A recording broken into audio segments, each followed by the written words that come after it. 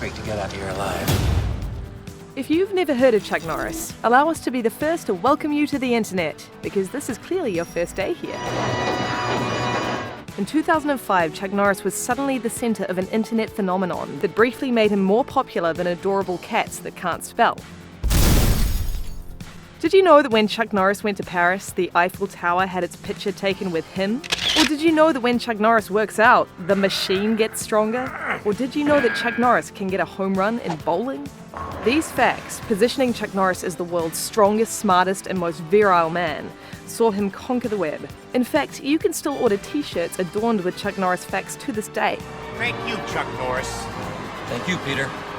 Of course, as those of you old enough to remember what a VHS cassette looked like, Chuck Norris was famous before all this. As a younger man, Chuck Norris developed an interest in Tang Soo Do while based in South Korea during a stint in the US Air Force. He went on to become a black belt and made his first mark in the world by making marks on other people's faces as a 6-time undefeated world professional middleweight karate champion. A career in Hollywood spanning over 40 years followed.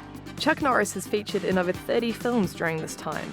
From Bruce Lee's nemesis in The Way of the Dragon to memorable lead roles in cheesy action gems like Missing in Action, The Delta Force, and Invasion USA.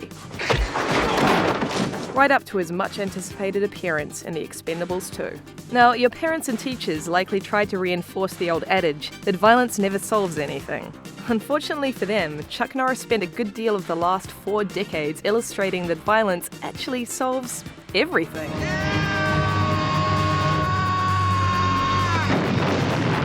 Chuck Norris films are nothing if not educational. If there's a problem that can't be solved by a swift kick,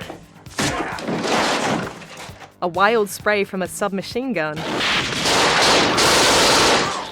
driving a vehicle through a building, or casually detonating a large explosive, This is for me.